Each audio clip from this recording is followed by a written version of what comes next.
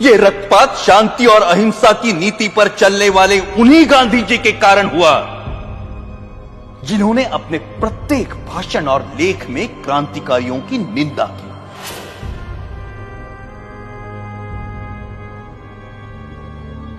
जब गांधी जी के प्रचंड विरोध के बावजूद भी मार्च 1931 के वार्षिक अधिवेशन में कांग्रेस ने भगत सिंह के साहस की प्रशंसा में प्रस्ताव पारित किया, तब गांधी जी अपनी इस पराजय को नहीं भूले और कुछ महीने भीतर जब मुंबई के गवर्नर पर गोली चली तो गांधी जी ने उसका कारण भगत सिंह की प्रशंसा में पारित इस प्रस्ताव को ही बताया।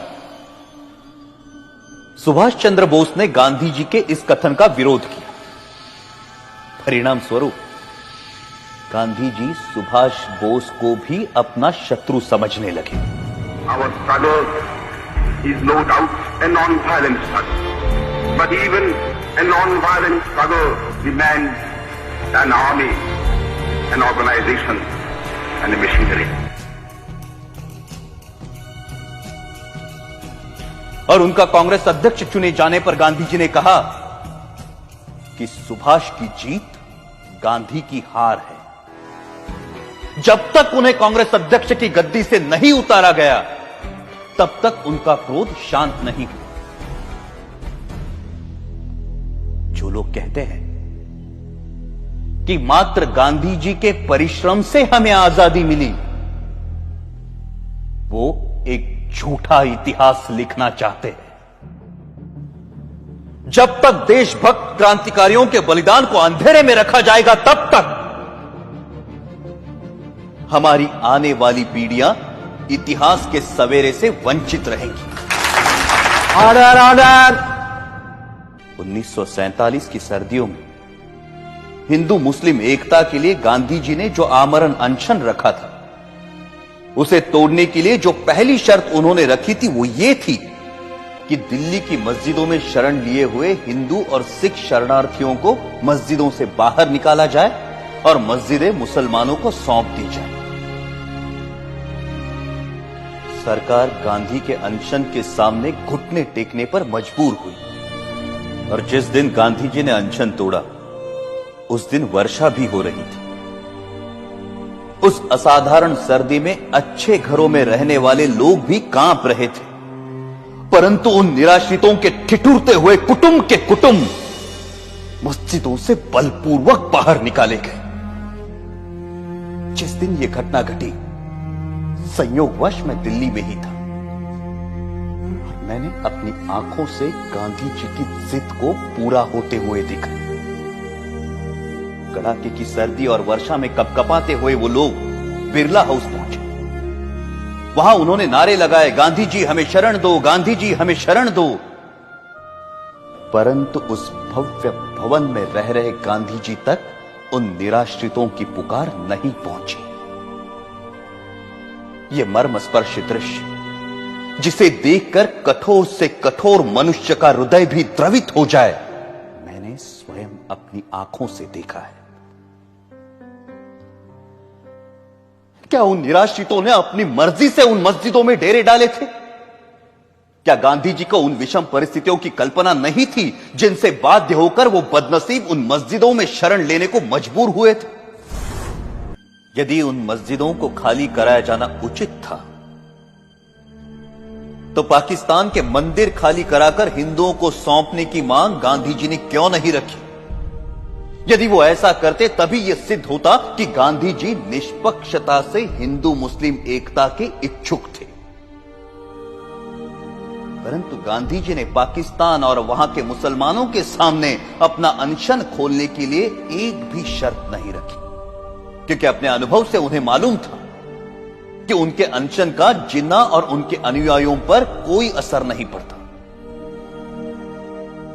गांधी जी ने अपने अनशन से भारत सरकार द्वारा पाकिस्तान सरकार को 55 करोड़ रुपए ना देने के निर्णय को भी पलटवाया, जबकि उन्हें भली भांति पता था कि इस रकम का प्रयोग पाकिस्तान भारत के विरुद्ध चल रहे युद्ध में अपनी विजय के लिए करेगा।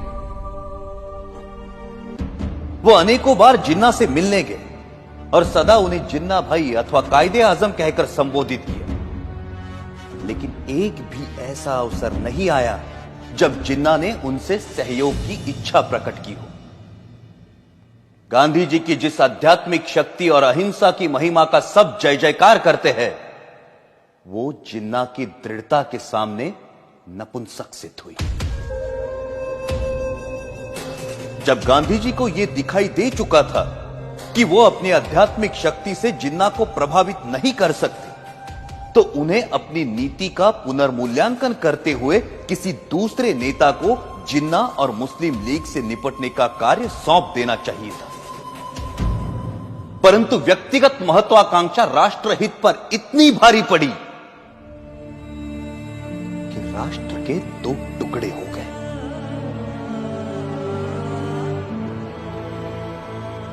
हमारे त्यागी और दूरदर्शी नेताओं ने संपूर्ण भारत की स्वाधीनता के लिए स्वतंत्रता संग्राम में भाग लिया था, परंतु देश के विभाजन से वो संयुक्त राष्ट्रीय प्रयास विफल हो गया।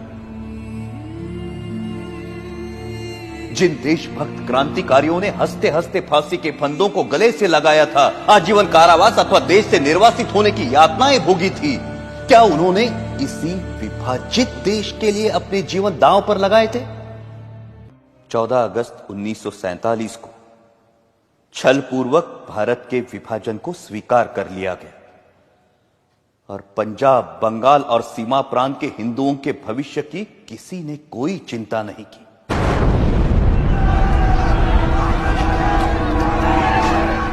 करोड़ों हिंदुओं को मुसलमानों की दया पर छोड़कर गांधी जी कहते रहे कि हिंदुओं को पाकिस्तान छोड़कर भारत पलायन नहीं करना चाहिए।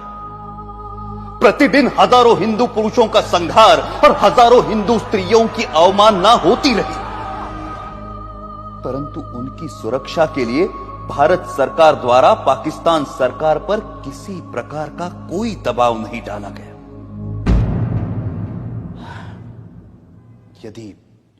यदि समाचार पत्र पाकिस्तान में हिंदुओं पर हो रहे अत्याचार के संबंध में कुछ लिख देते हैं, तो उसका अर्थ यह लिया जाता है कि समाचार पत्र हिंदू और मुसलमानों में मतभेद फैलाने का काम कर रहे हैं और उन पर प्रेस इमरजेंसी एक्ट की धाराएं लागू कर दी जाती हैं।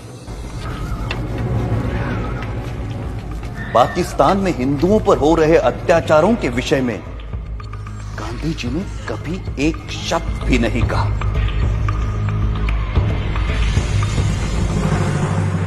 यह कहना अनुचित नहीं कि पाकिस्तान में हिंदू जाति और हिंदू संस्कृति को मिटाने के लिए जो अत्याचार हो रहे हैं, उसका मूल कारण गांधी ही है। यदि भारत की राजनीति को भली भांति संभाला जाता, तो ऐसा संघार जिसका उदाहरण इतिहास में कहीं नहीं मिलता, कभी भी घटित ना हुआ होता।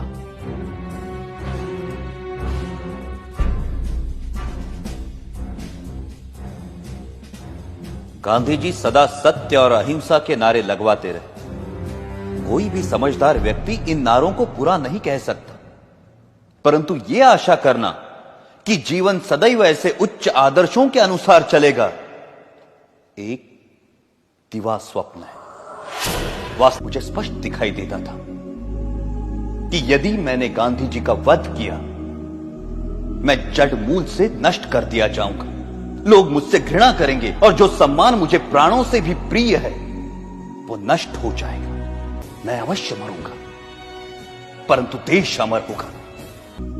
मुझे स्पष्ट दिखाई देता था कि यदि मैंने गांधी जी का वध किया, मैं जड़ मूल से नष्ट कर दिया जाऊंगा। लोग मुझसे घृणा करेंगे और जो सम्मान मुझे प्राणों से भी प्रिय है, वो नष्ट हो जाएगा। परंतु मुझे यह भी दिखाई देता था कि भारत की राजनीति से गांधी जी के प्रस्थान से ही भारत का भाग्योदय होगा और देश एक महाशक्ति बनकर उभरेगा। मैं अवश्य मरूंगा, परंतु देश अमर होगा। मुझे गालियां मिलेंगी, परंतु विश्व में भारत का नाम होगा।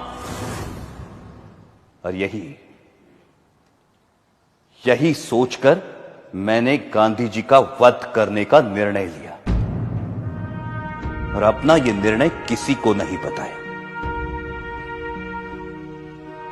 अंततः 30 जनवरी 1948 को मुझे मेरा निर्णय साकार करने में सफलता मिली।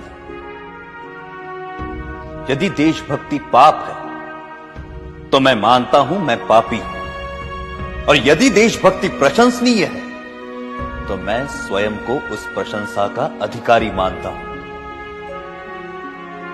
मेरे जीवन का अंत तो तभी हो गया था जब मैंने गांधी जी पर गोली चलाई थी। उसके पश्चात तो मैं एक अनासक जीवन बिता रहा हूं और मुझे अपने कृत्य पर कोई पश्चाताप नहीं है। गांधी जी ने इस देश के प्रति जो योगदान दिया है उसके लिए मैं उनका आदर करता हूं, और इसीलिए उन पर गोली चलाने से पहले मैं उनके सामने नतमस्तक हुआ था।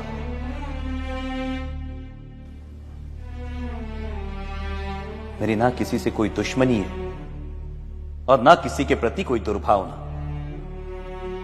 आप मेरे बयान को जिस प्रकार देखना चाहे देखिए, और अपनी भावना के वशीभूत जो कार्य मैंने किया है उसका जो दंड मुझे देना चाहे देखिए। मैं किसी प्रकार की कोई दया नहीं चाहता। मैं ये भी नहीं चाहता कि मेरी ओर से कोई दया की याचना करे। इस अभियोग में मेरे साथ कई लोगों को षड्यंत्रकारियों के रूप में शामिल किया गया है। इस बारे में मैं पहले भी कह चुका हूं कि इस कार्य में मेरा कोई साथी नहीं है, और केवल मैं ही इसका उत्तरदायी हूं। अंत में मैं ये कहना चाहता हूं कि जो वक्तव्य मैंने दिया है वो सत्य और शुद्ध है। इसमें प्रस्तुत प्रत्येक बात संदर्भ ग्रंथों को देखकर तैयार की गई है। मैंने ये लंबा वक्तव्य इसलिए नहीं दिया कि लोग मेरे कार्य को सराहें, बल्कि इसलिए दिया है कि लोग मेरे विचारों को भली भांति जान जाएं और किसी के मस्तिष्क में कोई भ्रांत धारणा न रहे। भगवान करे हमारा देश फिर अखंड हो और भारतीय उन विचारों का त्याग करे जो अत्याचारी के आगे झुकने की प्रेरणा देते हैं। यह सत्य है कि मैंने सैकड़ों लोगों के बीच दिन के समय गांधी जी पर गोलियां चलाई, परंतु मैंने भागने का प्रयत्न नहीं किया और ना ही स्वयं पर गोली चलाई। मैंने कानून के सामने आत्मसमर्पण किया, क्योंकि मैं अपने विचारों को खुली अदालत में प्रकट करना चाहता था। आलोचनाओं के बावजूद मैंने जो कृत्य किया है उसके नैतिक पक्ष पर मेरी आत्मा कभी भी विचलित नहीं हुई, और मुझे किंचित भी संदेह नहीं कि सच्चाई और ईमानदारी से इतिहास के इस अध्याय को जब इतिहासकार लिखेंगे तो वो मेरे कार्यों और उसके परिणाम का सही मूल्यांकन करेंगे। मेरा वक्तव्य अब समाप्त हो चुका है। आपने इसे ध्यान से सुना और सुविधाएं दी, उसके लिए मैं आपका कृतज्ञ हूं। जिन्होंने मुझे इस अभियोग में कानूनी सहायता दी और इस अभियोग से संबंधित पुलिस अफसरों का भी मैं कृतज्ञ हूं। जेल के अफसरों को भी सद्व्यवहार के लिए धन्यवाद। अखंड भारत अमर रहे।